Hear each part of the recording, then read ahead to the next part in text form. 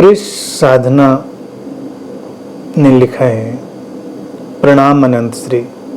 मन में उठते विचारों को होश के साथ देखता हूँ, समझ में भी आता है, फिर भी उसमें फंस जाते हैं। और जैसे आपके वीडियो को बार बार देखता हूँ, ये भी तो एक लत हो सकती है, इसमें मैं क्या करूँ?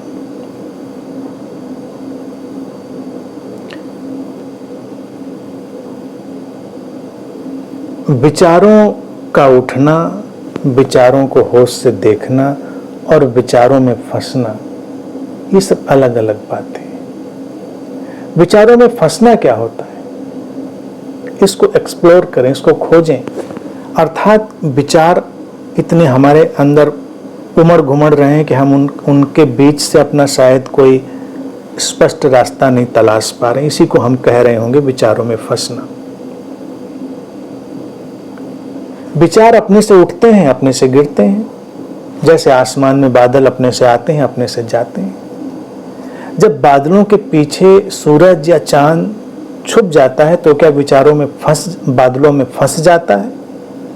फिर बादल छट जाते हैं, फिर वो अपने जगह पर आ जाता। हम जहाँ हैं वहीं रहते हैं। हम विचारों में नहीं फंसते, हम विचारों को जब पकड़ने की कोशिश करते हैं तो फंसते हैं। ये ऐसी ही चीज होती है जैसे दूर हमको एक क्षितिज दिखता है, एक हॉरिजन दिखता है, जहां लगता है आसमान जमीन में मिल रहा है और हम दौड़ते हैं इसको पकड़ लें। जितना हम दौड़ते हैं उतना ही फासला बन जाता है, क्योंकि मिला तो है नहीं। हमको आभास होता है कि मिल रहा है, इट अपियर्स कि मिल रहा है, लेकिन मिला नहीं है। ऐसे ही विचार अपने ही ढंग से आ रहे हैं और जा रहे हैं। हमको ये आभास होता है कि हम विचारों को शायद नियंत्रित कर लेंगे, शायद हम विचारों को कुछ मैनेज कर देंगे, तो वो फंसने वाली स्थिति का हमको एहसास होता है। तो उनके साथ उलझना ही नहीं है, जाने दीजिए।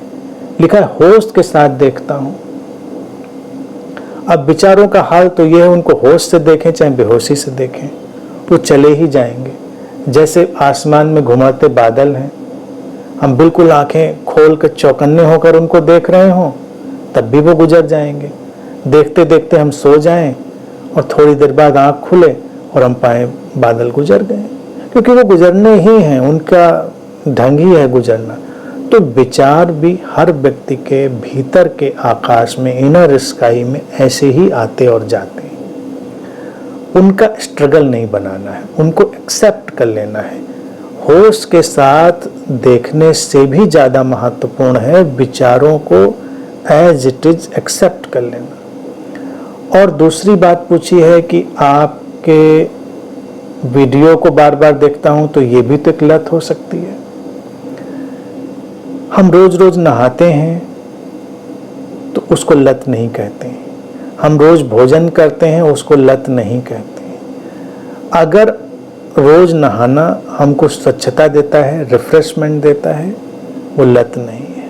हम दिन में 2 बार नहाते हैं, लत नहीं है। दिन में 3 बार नहाते हैं, लत नहीं है। ठीक है, सुबह नहाया, बीच में भी कभी किसी को नहाने की जरूरत लग सकती, बाहर से आया, कोई रात में नहा लेता है, कुछ लोग शाम को नहाते हैं। अपना अपना पैटर्न है। बहुत लोग हैं जो मैं जानता हूँ 2 बार नहाते हैं, कुछ लोग 3 बार, 1 बार तो आमतौर से सारे लोग नहा लेते हैं। बहुत ही टिपिकल किस्म के लोगों को छोड़ के जो हफ्ते हफ्ते में नहाते हैं, बाकी तो ज्यादातर तो मैं जानता हूँ लोग दिन में 1 बार नहा ही लेते हैं। नहाना आदत नहीं है। भोजन तो हम 2 बार कर लेते हैं, ब्रेकफास्ट भी मिला लें तो 3 बार कर लेते हैं। तो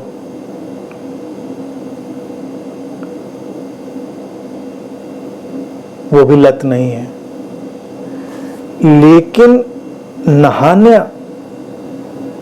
अगर हम बार बार करने लगे कंपल्सिवली तो लत हो जाएगी। जैसे नहा के निकले अभी और फिर लगने लगा, पता नहीं ठीक से नहाया था कि नहीं, फिर नहा आते हैं। तो इसको कहते हैं OCD, ऑब्सेसिव कंपल्सिव डिसऑर्डर। जैसे हाथ धुलने का तो OCD ज्यादातर लोग जानते हैं, कुछ लोग बार बार हाथ धुलते हैं, बार बार हाथ धुलते हैं। इधर तो कोरोना के टाइम ने OCD को भी ओवर पावर कर दिया, यानी कि जो OCD वाले लोग थे वो खप गए कोरोना के प्रोटोकॉल में।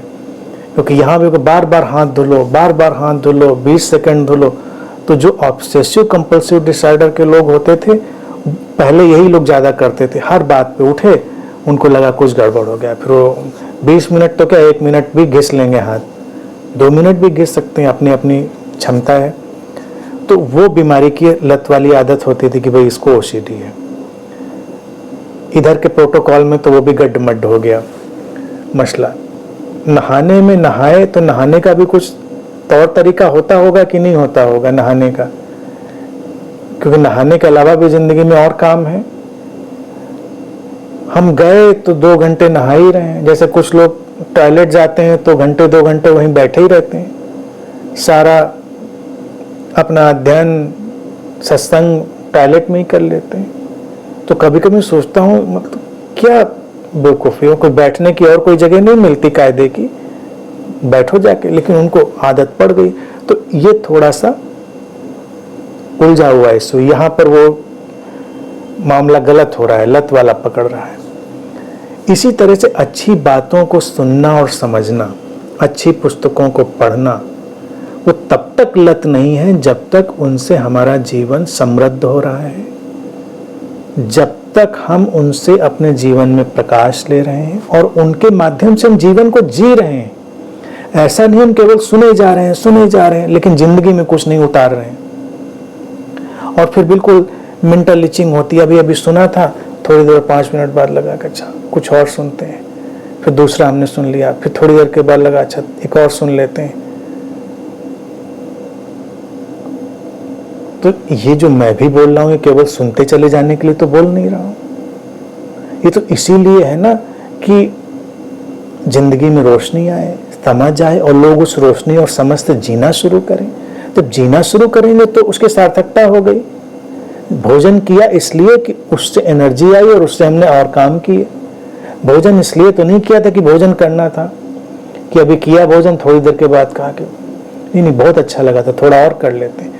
कई लोग अतीत में ऐसे एबनॉर्मल मैंने किस्से पढ़े हैं, कई राजाओं के, और ऐसे इनको भोजन करने की लत लग जाती थी। अब बार बार तो भोजन कर नहीं सकते भाई, किताब बार बार पढ़ सकते हो, प्रवचन बार बार सुन सकते हो, भोजन बार बार कैसे करो। तो मैंने सुना है कि वो अपने साथ में ऐसे लोग रखते थे एक्सपर्ट जो उनको वोमिट करा दें, उल्टी करा दें। तो उन्होंने खाया राजा साहब ने, और उनके चिकित्सक ने किसी विधि से, जैसा भी उनका तरीका होता होगा, उनको उल्टी कराई, फिर वो ठीक हुए, फिर उन्होंने भोजन किया क्योंकि उनको स्वाद चाहिए था। तो अब ये बीमारी हो गई, विक्षिप्तता हो गई। भोजन संतुलन में, नहाना संतुलन में, ज्ञान भी संतुलन में। तो सुनना कभी भी लत नहीं बनता है तब तक जब तक हम जीवन में उसको उतार रहे हैं, जीने की कोशिश कर रहे हैं। लेकिन लत बन सकता है तब जब हम जीवन में उतार ही नहीं रहे, केवल सुने चले जा रहे हैं और मौके बेमौके पे सुन रहे हैं। जब मौका नहीं है सुनने का तब भी सुन रहे हैं।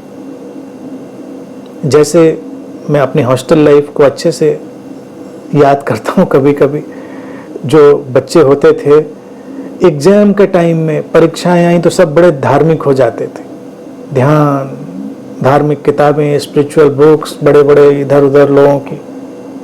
क्यों? पढ़ने में मन नहीं लग रहा। पढ़ना चाहिए उस समय कोर्स की किताब, अपने नोट्स पढ़ने चाहिए, उस समय कोई आध्यात्मिक किताब खोल के बैठे। क्या रखा है जीवन में? निस्सार है जीवन। शिक्षा का भी क्या मूल्य है? जीवन तो ऐसे ही बीतता है। अच्छा लग रहा है सुन के, पढ़ के भी क्या कर लोगे, पास हो के भी क्या कर लोगे, जीवन तो मिटना है, निस्सार है। साल भर कभी ध्यान नहीं किया होगा, उस दिन ध्यान में बैठे, नहीं 2 घंटे ध्यान में तो बैठ लें, घंटा भर तो जरूर बैठ लेंगे ध्यान में। कई लड़के जो धार्मिक भक्ति भावना वाले होते थे, मंदिर, सुबह शाम मंदिर, मत्था टेकना, प्रसाद चढ़ाना, जो जिसकी जैसी व्यवस्था। अब ये जो है ये बीमारी है, ये लत है। जिस समय पढ़ना चाहिए उस समय ध्यान सत्संग। तो जिंदगी में भी यही है कि ये जो डिस्कोर्सेज हैं, ये सत्संग है, ये भोजन और स्नान की तरह एक दिया जलाने की तरह, रोशनी की तरह है। बाकी तो अपने जीवन को जीना है उसके प्रकाश और आलोक में। तो इसको तो हमें स्वयं तय कर लेना है कि ये लत है या नहीं है। लत होगी तो उसका कोई भी मतलब नहीं होगा, केवल सुनना सुनना और सुनना, जीवन में कभी उसको उतारना नहीं। लेकिन अगर हम जीवन में उतार रहे हैं तो वो लत नहीं है। अब जैसे मैंने पढ़ने का मुझे शौक रहा, आजकल बहुत कम हो पाता है, कई वर्षों से पढ़ना मेरा, लेकिन एक वक्त में मैंने बहुत पढ़ा, तो क्या उसको लत कहेंगे? लत नहीं है, क्योंकि पढ़ने की सार्थकता ही तो थी ना, उससे कुछ ग्रहण ही किया जा रहा था। लेकिन वो सारा पढ़ा हुआ पानी में चला जाता, उसका कोई मतलब नहीं होता, तो वो लत भी थी कि बस पढ़ रहे हैं, कोई मतलब नहीं उसका। तो इसलिए ये तो हम ही को तय करना, आपको ही तय करना है। उसको जीना शुरू करेंगे तो कभी लत नहीं बनेगी।